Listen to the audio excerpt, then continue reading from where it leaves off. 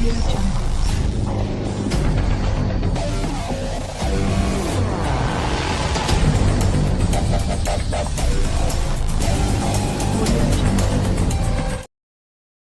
Assalamualaikum warahmatullahi wabarakatuh. Shalom, Om Swastiastu, Namo Buddhaya. Salam sejahtera untuk kita semua.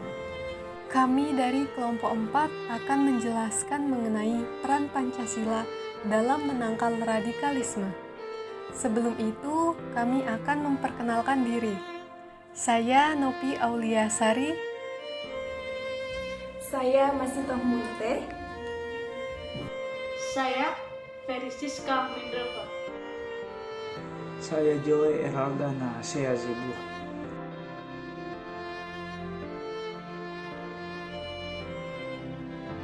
Bangsa dan negara Indonesia merupakan suatu bangsa yang besar dan luas serta terdiri dari banyak pulau. Masyarakat Indonesia terdiri dari berbagai keragaman sosial, kelompok, etnis, budaya, agama, aspirasi, politik, dan sebagainya. Sehingga bangsa ini secara sederhana dapat disebut sebagai masyarakat multikultural. Kehadiran Pancasila sebagai dasar negara untuk menjadi pemersatu keberagaman yang ada pada bangsa Indonesia. Namun hal yang memprihatinkan adalah masih ada kelompok atau organisasi tertentu belum menyadari dan menghayati nilai dan fungsi Pancasila.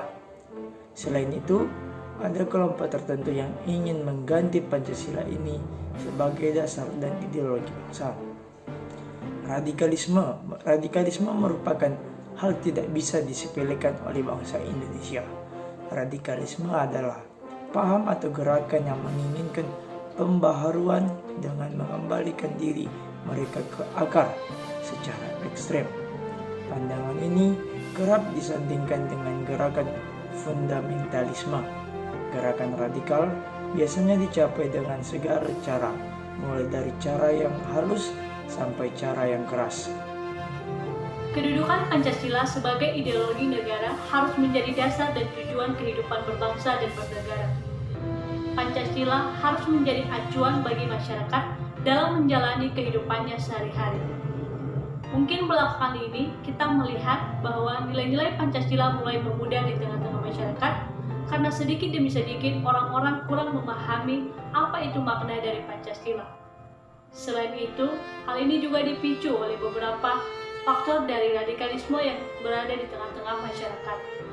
Sehingga banyak orang-orang melakukan berbagai kegiatan ataupun perilaku yang bersifat kekerasan dalam mencapai tujuan-tujuan tertentu.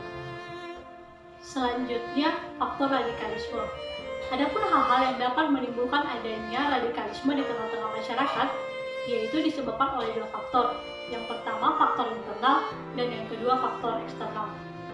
Faktor internal merupakan faktor yang disebabkan oleh masyarakat itu sendiri. Faktor internal ini biasanya memanfaatkan adanya teks legitimasi. Dengan adanya teks ini, maka pihak-pihak yang tidak bertanggung jawab memanfaatkan untuk melakukan perlawanan seperti teks keagamaan dan juga teks kebudayaan. Faktor internal lainnya yaitu adanya rasa frustasi atau merasa gagal dalam mewujudkan impiannya untuk mendirikan aliran dalam bidang politik, keagamaan, sosial, dan lain sebagainya. Dalam mewujudkan frustasinya ini, maka pelaku melakukan hal-hal yang anarkis ataupun kekerasan seperti mengebom fasilitas-fasilitas umum dan lain sebagainya yang dapat merugikan pihak-pihak lain, baik itu masyarakat maupun juga pemerintah. Faktor eksternal. Faktor eksternal biasanya dipicu oleh beberapa aspek. Yang pertama, aspek ekonomi. Kekurangan biaya dalam mencukupi kebutuhan sehari-hari sehingga terpaksa melakukan kegiatan ataupun perilaku anarkisme. Yang kedua, faktor dari politik, yaitu adanya kepercayaan ataupun keyakinan terhadap aliran-aliran lain dalam politik sehingga melakukan perilaku anarkisme. Yang ketiga yaitu apabila terdapat penyelewengan terhadap kekuasaan pemerintah yang tidak sesuai dengan nilai dan norma di Indonesia sehingga masyarakat melakukan perlawanan. Yang keempat yaitu adanya pengaruh dari kebudayaan luar. Banyak masyarakat yang masih belum menerima adanya kebudayaan luar masuk di Indonesia, sehingga banyak masyarakat melakukan kekerasan untuk menolak kebudayaan yang masuk di Indonesia. Yang kelima, kurangnya ketegasan pemerintah dalam mengatasi permasalahan radikalisme, sehingga aspek-aspek ini banyak menimbulkan kegiatan ataupun perilaku radikalisme yang tersebar di seluruh Indonesia. Realitas radikalisme agama di Indonesia kian hari kian menggelisahkan, khususnya pasca reformasi. Radikalisme agama ditampilkan dalam tindakan dishumanis atau tak manusiawi yang sangat memilukan. Walaupun Indonesia jauh dari Timur Tengah, namun negara ini sudah sering mengalami serangkaian aksi terorisme yang menewaskan lebih dari 100-an orang. Seperti serangan bom Jakarta tahun 2009 yang menewaskan 9 orang termasuk 2 pelakunya. Lalu sejak kasus bom Bali yang pertama pada tahun 2002, Indonesia mulai melangkah lebih maju untuk memberantas aksi terorisme Indonesia. Pada tahun 2003, pemerintah Indonesia mengesahkan Undang-Undang Nomor 15 Tahun 2003 tentang terorisme. Sebuah badan yang khusus memberantas aksi terorisme dibentuk pada tahun 2010 dengan nama Badan Nasional Penanggulangan Terorisme. Serangan terorisme lain terjadi juga di Indonesia, yaitu serangan yang mengguncang persimpangan Sarinah di Jakarta Pusat pada tanggal 14 Januari 2016 dengan serangkaian ledakan, dan pelaku serangan terdiri dari 7 orang yang membawa granat dan senjata api. Lalu ada juga ledakan bom bunuh diri di Polrestabes Medan pada tanggal 13 November 2019, yang mana serangan bom bunuh diri di Polrestabes Medan, Sumatera Utara ini bukanlah serangan yang pertama terhadap kantor kepolisian di Indonesia. Dalam 2 tahun terakhir, setidaknya ada 6 kasus serangan atas kantor kepolisian terkait terorisme. Lalu ada juga bom bunuh diri di Gerbang Katedral Makassar yang terjadi baru-baru ini pada tanggal 30 Maret 2021 saat peralihan waktu misa, di mana saat itu umat keluar dan masuk gereja. Pelaku bom bunuh diri direncanakan oleh pasangan yang berinisial L dan berinisial YSF yang meledakkan diri mereka juga di area gereja Katedral Makassar. Peran Pancasila sungguh sangat diperlukan, khususnya dalam menangkal radikalisme yang sangat brutal di masa sekarang ini. Tetapi untuk menyelesaikan permasalahan tersebut tidaklah semudah yang kita pikirkan. Kita membutuhkan kerja keras dan konsistensi yang cukup untuk membumikan kembali nilai-nilai Pancasila dalam kehidupan sehari-hari. Penanaman nilai-nilai Pancasila harus terus diterapkan dalam kehidupan. Pancasila sebagai dasar negara Indonesia memiliki nilai-nilai luhur, budi pekerti, etika, dan moral yang sangat berguna bagi umat manusia. Peran Pancasila sebagai dasar negara dalam mengatasi masalah radikalisme itu sendiri bisa diupayakan dengan cara yang pertama, memperkuat ketahanan nasional dalam bidang ideologi, yaitu dengan cara menanamkan nilai-nilai Pancasila dalam kehidupan bermasyarakat, berbangsa, dan bernegara. Yang kedua, mengkaji pola pikir yang paling dalam dari ideologi radikalisme global dan membuktikan kekeliruan dan kelemahan dalil-dalil yang mereka anut, bukan saja dari aspek internal, melainkan dari aspek eksternal. Yang ketiga, meniadakan kondisi yang memungkinkan tumbuh dan berkembangnya ideologi tersebut.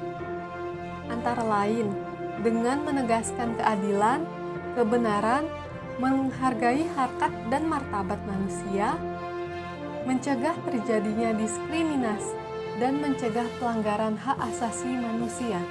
Lalu yang keempat, ada mengambil tindakan yang tepat dan cepat terhadap adanya aksi-aksi radikalisme di dalamnya. Selain itu, perlunya memupuk kembali kecintaan terhadap ideologi Pancasila. Kembali pada semangat ideologi Pancasila, melaksanakan pengamalan Pancasila dalam kehidupan sehari-hari. Pancasila sebagai falsafah negara Indonesia yang syarat dengan budi pekerti, kearifan, kebijaksanaan, dan moralitas harus diimplementasikan oleh setiap organisasi dan setiap keorganisasian agama-agama dan juga di kampus-kampus.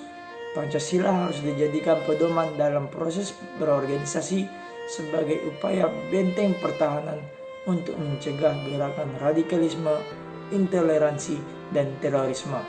Dengan begitu, Pancasila memiliki relevansi yang sangat tepat sebagai upaya dalam merangkai rasa kebangsaan, rasa keharmonisan. Karena itu, kita hidup di negara Indonesia harus taat pada hukum dan falsafah bangsa Indonesia yang mengarahkan kita pada kebenaran. Setiap sila Pancasila menyiratkan nilai-nilai yang penting, seperti misalnya sila pertama mengajarkan kita untuk menghargai orang yang berbeda keyakinan dengan kita. Kemudian, kebebasan memeluk agama sesuai dengan kepercayaannya masing-masing. Lalu sila kedua mengajak kita untuk memuliakan manusia, karena kita semua adalah saudara meskipun berbeda suku, ras, maupun etnis.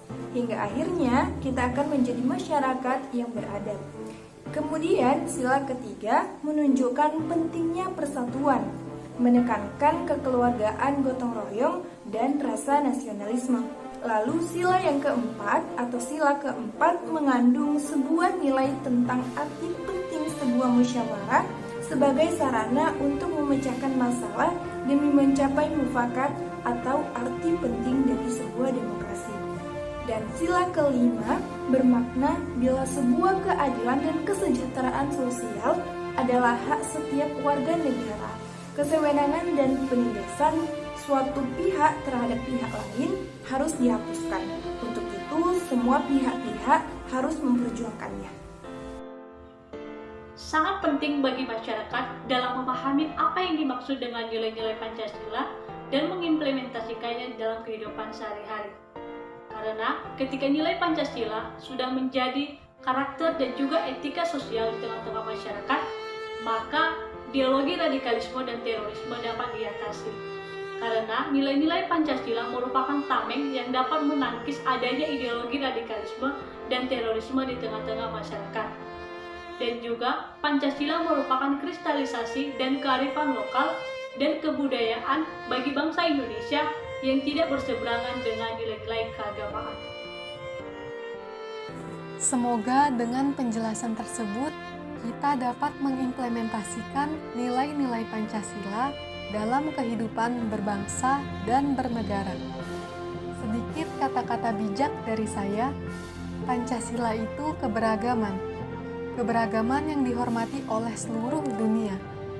Pancasila itu menyatukan, bukan memisahkan.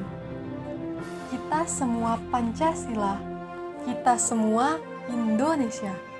Sekian penjelasan kami mengenai peran Pancasila dalam menangkal radikalisme. Kami memohon maaf apabila terdapat kesalahan di video ini. Selanjutnya kami akan mempersembahkan sebuah cover lagu Satu Nusa, Satu Bangsa.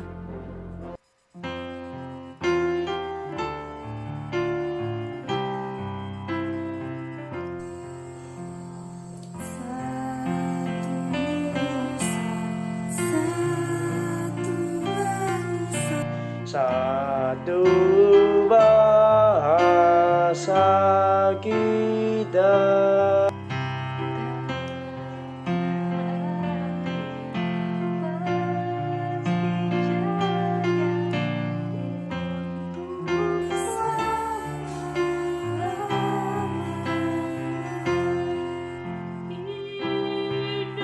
Indonesia Pusaka.